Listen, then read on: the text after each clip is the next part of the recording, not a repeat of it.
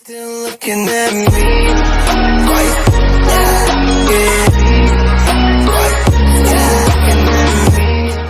What's up, Mighty Gang? It's your boy, the multitasker, Mighty Adventure, back again with another reaction video. Looks like I finally got all the trailers from EVO all wrapped up, and you're probably wondering how come I didn't react to the hero gameplay trailer. Well, funny story. You see, I was planning to do so, but when I turned on the Switch and realized that I got a notification that the software was updated. That in another way of saying that the DLC hero character that automatically just installed it to my game. So so I guess there's no sense to make a video of it because that simply got canceled and I already played it. So yeah, super sorry about that. Anyways, I got a latest request from Storm Shadow, and I'm assuming that he has to be a wrestling fan like myself, because I do watch from WWE to NXT, Impact Wrestling, and a little bit of Ohio Valley Wrestling. So which I needed to get involved with it a little bit more, and as well as with the new Japan Pro Wrestling as well. But here's the thing about that, because I used to wrestle when I was back in high school, and yeah, to say that the least, that I'm quite taller and quite of a athletic built. And yes, my old friends used to make these little suggestions that I should go into WWE and compete. I mean, that would be a nice thing, but I don't think I have what it takes, because I would potentially hurt myself, and because it's gonna do a lot more than just performing, because you will get hurt, and that's a real thing. And this is I'm going to be reacting to the tragic truth about the life of a pro wrestler. And yeah, I mean, I have a feeling there's going to be a lot more to it than just doing it for the sake, doing it for the entertainment, and just simply just give it all your best and give it a nice performance for all the audience, because it ain't cracked up what it used to be. So I may have an idea what this is all to be about, but I think there's going to be more to it. So this will be interesting to see. So without further ado, it's time to react. Taken in a vacuum, professional wrestling is pretty weird. With all the costumes and the fanfare and the crazy storylines, professional wrestling is an odd duck, but it's wildly popular. And the life of a professional wrestler isn't easy in the least. Here's the tough reality of what it's like to be a professional wrestler. Professional wrestling has a lot more in common with a Shakespearean play than the original sport it was named after. Wrestlers are actors, putting on heroic or villainous performances to entertain a crowd. However, the popular idea that wrestling is fake doesn't do justice to the all-too-real damage that wrestlers do to their bodies in the name of art. Sure, any good actor can fake a heel turn, but try taking a metal chair to the head and see how you feel the next day. In 2016, the Chicago Tribune reported that dozens of WWE wrestlers were suing the organization over wrestling matches that had resulted in long-term brain damage. The primary accusation was that the WWE had intentionally covered up these injuries to avoid paying for proper medical treatments. According to an attorney who represented wrestlers in the now-dropped suit, any of the finish moves that are sort of high-flying off the ropes, all of these involve some amount of trauma to the head, even if the moves are correctly performed. And there's a bigger issue. Wrestling culture itself encourages terrible injuries since the audience goes so crazy over ridiculous athletic feats.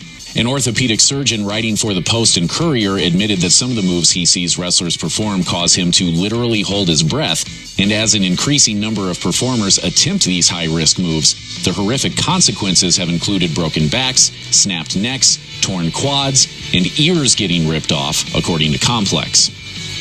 Professional wrestling is scripted. The winners are predetermined.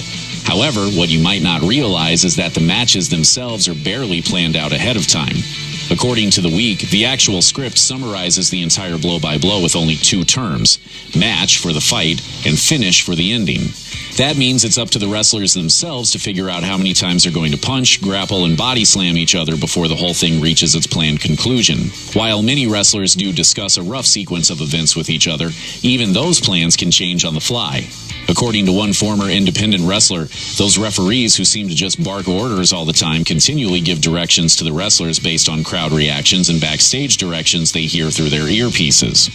Improv is one thing when you and a friend are playing around on a stage making funny voices, but it's a lot more dangerous when you're in front of a massive audience and someone is stomping on your spine. If your opponent decides to try some freaky new move without warning and you're not prepared, you might spend the night in the emergency room. Andre the Giant, China, Randy Savage, Eddie Guerrero. When you list the biggest names in wrestling history, a shockingly high percentage of them died at an early age. As the BBC points out, statistics show that wrestlers die younger more often than other professional athletes. When the University of Michigan studied 557 former wrestlers, they found that 49 of... I apologize for the pause, but this clip right here, this also another example about that Chris Jericho, Ted DiBiase were at live at the Larry King Live and discussed about the tragic loss of Chris Benoit and that how he went ballistic and just not only he killed his own family, but he could also commit suicide, and that was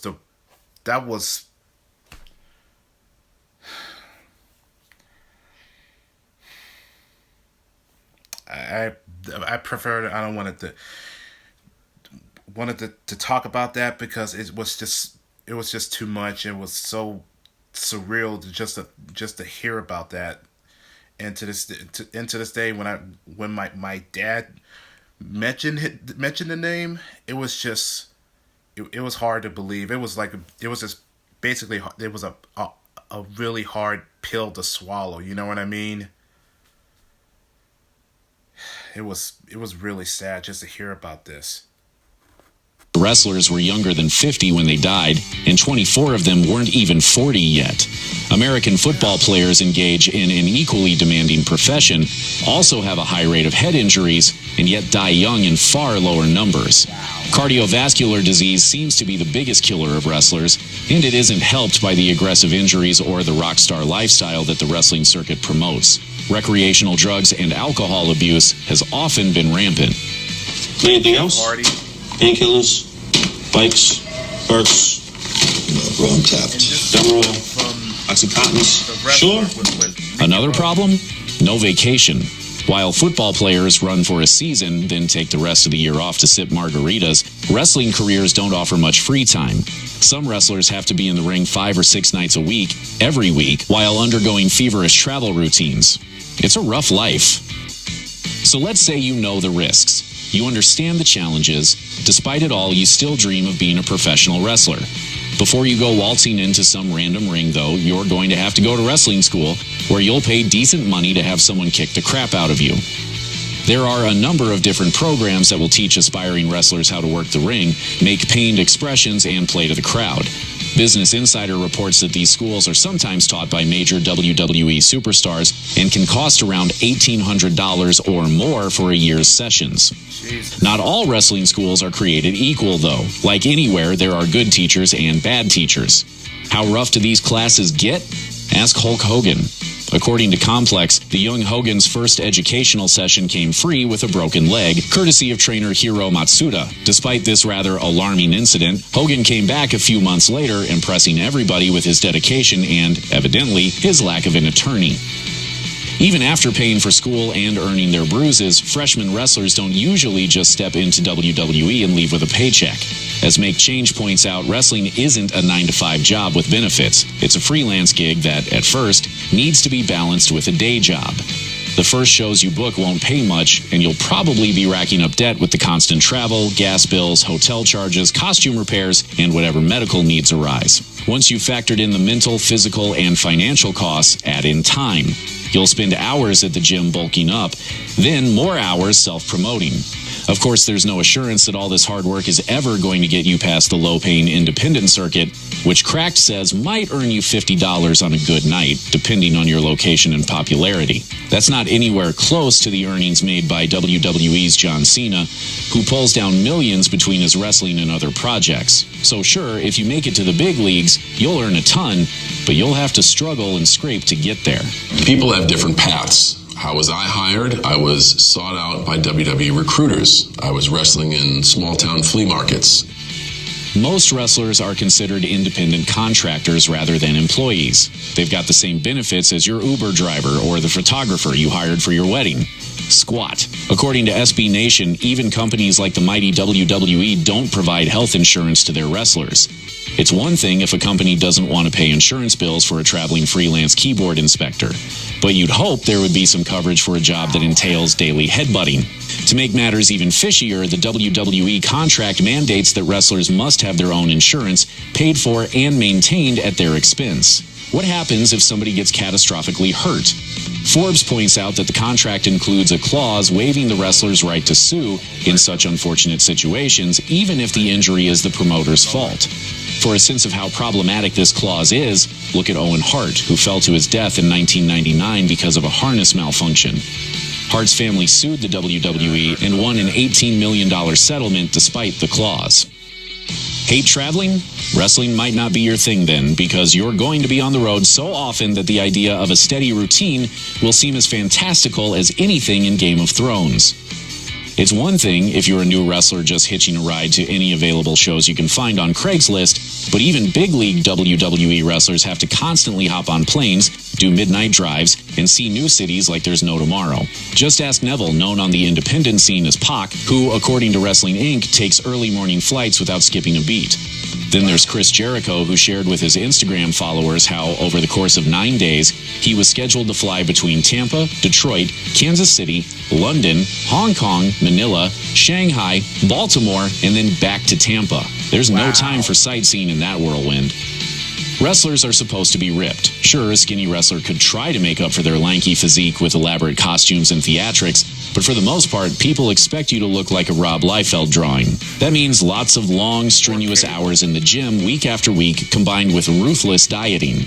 Or you could take the easier way, ignore the consequences, and simply grab some steroids or human growth hormone.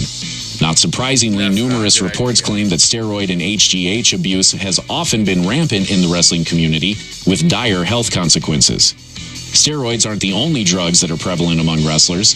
Bruises and broken bones often lead to painkillers, which can be terrifyingly addictive. Add in cocaine and muscle relaxants, and you've got an increasingly deadly cocktail. While big organizations like the WWE do have drug policies, according to Forbes, the lax enforcement of these has often come under fire. Part of the problem is that since wrestling matches are scripted, those HGH-jacked physiques don't impact the fights themselves. Travis Tygart, CEO of the United States Anti-Doping Agency, explains that because of this fact, drug policy specifics run into a loophole so large that my 3-year-old could drive a freight train through it. WWE has never been known for possessing much social awareness or sensitivity, but the organization has a particularly poor history when it comes to the treatment of women. Objectification, sexist taunts, body shaming, and misogynistic stereotypes have been baked into the formula for a long time. And while recent moves to market products to female fans are a step forward, the organization still has a long way to go. The sort of stories and characters available to female wrestlers are still dramatically limited compared to the opportunities afforded to men, which has been attributed both to a lack of women writers and the generally misogynistic attitude of WWE owner Vince McMahon, who once forced a female wrestler to strip on stage as a punishment. Then there's the pay gap. The Daily Beast reports that male wrestlers make 36 times more money on average than women. So while the WWE has made a lot of surface overtures about empowering empowering women, the results still show otherwise. The WWE will do everything it can to make you sign your life away, sometimes literally. A contract analysis by Forbes shows that writing your name on the dotted line can also mean giving away some major rights you'd probably rather hold on to. Even though you're the one who spent years creating and inhabiting the character you play in the ring, this contract gives that character's rights to the WWE, who will make sure to market it, license it, and potentially steer it into storylines you'd rather avoid. What, you didn't plan on being a heel or saying something particularly cringy? Too bad. Meanwhile, the contract also allows the WWE to book you for events. That sounds great until you're flying from London to Las Vegas to Singapore every few days. But that's the nature of the business. Far more concerning is the clause that clears the WWE of all liability if an elaborate stunt leaves you traumatized, paralyzed, dead, or so on. Apparently, this clause is written in all caps on the contracts of Triple H and Stephanie McMahon, for emphasis.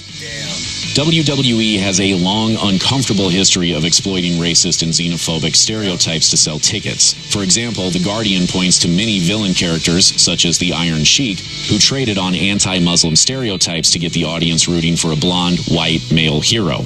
Just as damaging has been the treatment of black wrestlers who have been portrayed as cannibalistic headhunters from Uganda, voodoo priests, and pimps. Though smaller wrestling organizations have tried to shift the industry away from such stereotypes, the WWE still has a long way to go. In 2017, the Washington Post reported that one wrestler went on a scripted tirade filled with racist stereotypes about Asians. This sort of blatant prejudice is obviously not okay, but as The Atlantic points out, the racism in WWE storylines is usually more subtle, though equally damaging.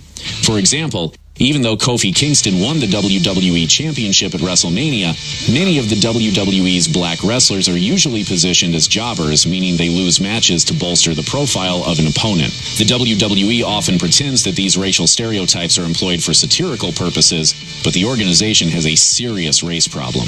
Check out one of our newest videos right here. Plus, even more grunge videos about your favorite stuff are coming soon. Subscribe to our YouTube channel and hit the bell so you don't miss a single one.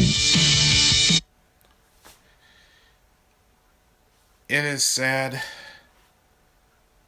but that's just how the business is. I mean, because, it's no different than being in the show business in Hollywood, because that's just how things go. And furthermore about that, because, if you're gonna go into the wrestling business, a little caution requires that there will be risk that you're going to take, and that you're going to be signing a wager of pretty much everything of your life. So you may do some typical workouts just to get all, a little jacked up and doing your promos, but you also at the same time that you gotta have your own insurance, because which some wrestling business don't have the insurance to cover if something happens to you. Not to mention the traveling, whether it's you're gonna be driving or taken to flight. That's on you to make this happen, because you gotta be there on time. That is no different than any other of regular jobs, because that's just the way it goes. And that is crazy, the fact that male wrestlers makes, what was it, like 36 times more pay than the female wrestlers. I wish it would be that simple, that the female wrestlers will make a little more money, or at least try to be equal as the male wrestlers. No, I wish that it would be that simple to make a differences, or just work it out. that is just basically a wishful thought. Well, one thing is certain, I don't think I would particularly think I would have what it takes because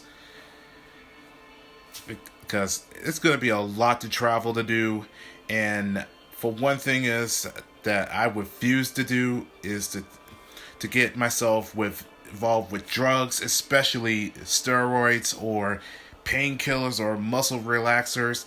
I don't think I can do that because I don't want to damage my heart rate or to my brain because I want to think about my life, okay? Because I want to continue living, you know what I'm saying? But that, it's okay to be as a pro wrestler, but there are going to be some risk you'll be taking, and there will be some consequences that will take on the actions that you take. So all I got to say is that just be safe. That's all you have to do. That's all you have to do. So I'm just gonna sit my ass and just continue what I do is just simply watch WWE or NXT and just be as a fan. So thank you, Storm Shadow. And also, now that he did mention about the WWE 2K20 that there's going to be a cover, either Roman Reigns or Becky Lynch. I didn't know about that. So does this mean is there a revealed trailer that just popped? That's a good question. Maybe I need to take a look.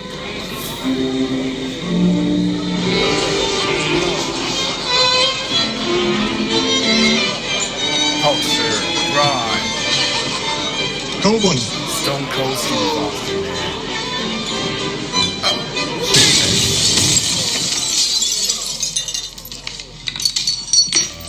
shit. Here comes the man. Sorry about your ceiling.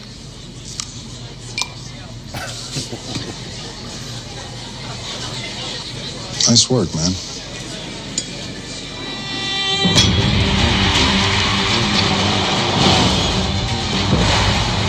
Step inside. Be the man. Alright, looks like it comes out on October 22nd. Alright, so it looks like it's probably going to be just Roman and Becky going to be on the cover. So I guess this supposedly that it's not going to be like basically just have one on the cover unless it's supposed to be for like a Day 1 edition or the deluxe edition. I don't know. Maybe I'm going to have to go look deeper and more into this. But other than that, the graphics looks okay. My only concern is that is the controls a little better? I don't know, because it is basically the same. But we'll just see. That's just my personal opinion, because I used to play like Raw versus SmackDown. That was my thing. So other than that, it's not so bad. So it's just what it is. Just an average of a little short trailer for 50 seconds. So it's what it is. Whatever. So that's it for the video. And Storm Shadow, thank you for this clip. And if you have any requested videos that you want me to react, I'll be more than happy to do so, just for the sake of entertainment. And as always, if you're new to this channel, be sure to click and subscribe where you get notification from yours truly for reaction, gaming, music, and streaming. And with that, Mighty Adventure signing out, but I will catch you all in the next video. So take care everyone, and good night.